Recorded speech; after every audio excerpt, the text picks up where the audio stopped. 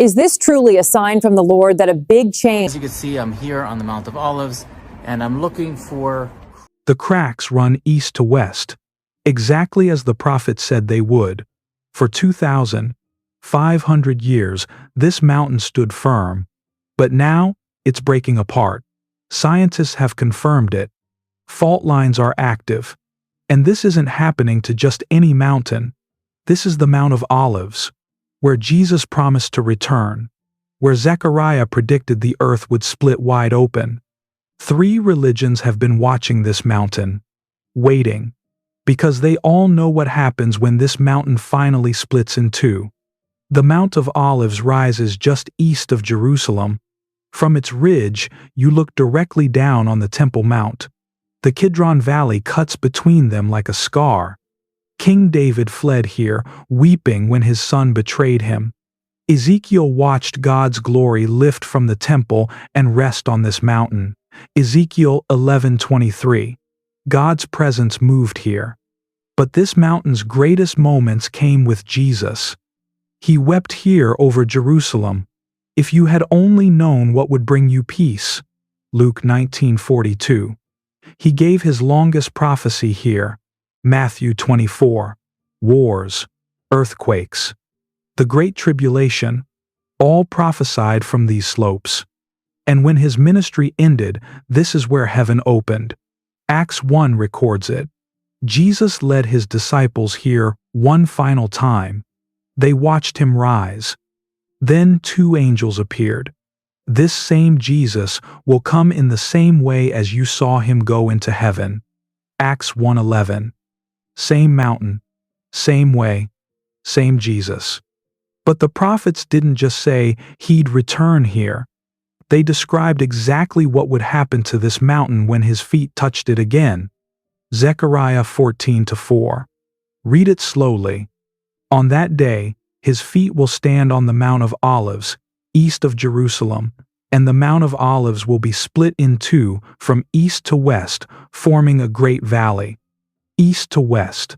The Messiah returns. His feet touch the mountain. The earth splits. Half shifts north, half shifts south. A corridor opens straight into Jerusalem. For centuries, scholars called this symbolic. Mountains don't split apart. This couldn't be literal. Until geologists started mapping Jerusalem. They found a major fault line running directly beneath the Mount of Olives. Active, unstable, cutting through the Kidron Valley toward the Temple Mount. And the directional stress? East to west. Suddenly what sounded impossible became plausible. The geology matches the prophecy, down to the direction. But 3 major faiths had already been watching this mountain: Judaism, Christianity, Islam. All 3 expect something world-changing to happen here. Why? Walk the slopes today and you'll see thousands of Jewish graves. They're here for one reason. Jewish tradition teaches that when Messiah comes, resurrection starts here. Those buried on the Mount of Olives rise first. That's why families for generations have paid any price to be buried here. Christians see this differently but reach the same conclusion. Acts 1:11 promises Jesus returns the same way. Zechariah 14 says, his feet touch down right here. Ground zero for the second coming. Islam ties the day of judgment to this location, to this valley. 3 faiths, different theologies, but all 3 point to the same mountain. That's not coincidence. That's convergence. And directly across from this mountain stands a gate, sealed shut for 500 years, waiting. Look across the Kidron Valley. You'll see Jerusalem's eastern wall, and in that wall, the Golden Gate, massive, ancient, completely sealed shut. In the 1500s, Ottoman Sultan Suleiman ordered it sealed. Some say he did it to prevent the Jewish Messiah from entering, because tradition said the Messiah would enter through this gate, except prophecy already predicted this. Ezekiel 44:2. This gate shall remain shut. it shall not be opened, for the Lord, the God of Israel, has entered by it. Sealed, just as Ezekiel said. But here's where it gets strange. The same fault running beneath the Mount of Olives continues under the valley, under the sealed gate, all the way to the Temple Mount, one continuous fracture zone, east to west. And recently, both locations started showing the same symptoms: cracks in the mountain, cracks near the gate, ground movement, geological stress building. The sealed gate and the prophesied mountain, both on the same fault line, both beginning to fracture. Temple officials have documented it. City engineers have measured it. The cracks are real. And the direction? East to west. Always east to west. So what's happening underground? Jerusalem sits on the Jordan Rift Valley, a massive fault system stretching from Syria to East Africa. The Mount of Olives sits right on top of it. Geologists have mapped this for decades. The primary fault cuts through the Mount of Olives, through the Kidron Valley, beneath the Temple Mount, running east to west, precisely the direction Zechariah described. And this fault is moving. Seismologists have recorded increased earthquake activity, small tremors, the kind that indicate stress building underground. City officials have documented landslides, roads cracking. The mountain isn't stable. The cracks aren't random. They follow patterns. East-west fractures, exactly where the fault line predicts.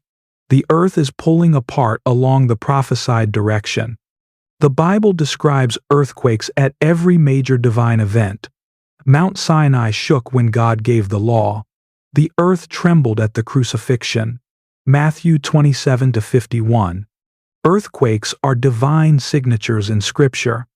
So, when geologists confirm Jerusalem sits on an active fault, when they measure cracks spreading east to west, when the science aligns perfectly with Scripture, what seemed impossible suddenly becomes inevitable. The mountain is cracking. The fault is active. The stage is being set. But these physical cracks reveal something deeper. The cracks aren't just geological, they're symbolic. The whole world feels like it's fracturing. Systems we thought were solid are breaking apart. The cracks in that ancient mountain mirror the cracks in human civilization. Throughout Scripture, earthquakes mark when God intervenes. When heaven touches earth, Mount Sinai quaked. The ground split at the crucifixion. Creation responded. Jesus told his disciples to watch for signs, not to predict dates, but to recognize the season. Matthew 24:42. Keep watch, because you do not know on what day your Lord will come. Watch. Stay alert. Luke 21:28. When these things begin to take place, stand up and lift up your heads, because your redemption is drawing near. Not panic, lift up your heads, redemption is coming. Hebrews 12:26-8 speaks of a coming shake. Everything that can be shaken will be shaken, so that what cannot be shaken may remain.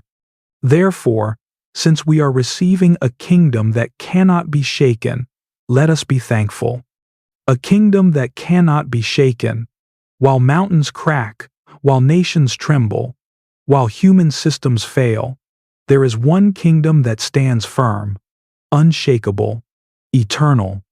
So what do we do with cracks in the Mount of Olives, with fault lines activating? We live ready, not in fear, but in faith, not setting dates, but staying watchful, not panicking, but preparing our hearts. Jerusalem has always been the stage for God's greatest interventions, from Abraham to Jesus on the cross. This city has witnessed covenant, sacrifice, resurrection, and ascension. And Scripture is clear. Jerusalem isn't done. The final act centers here. The cracks aren't warnings of destruction.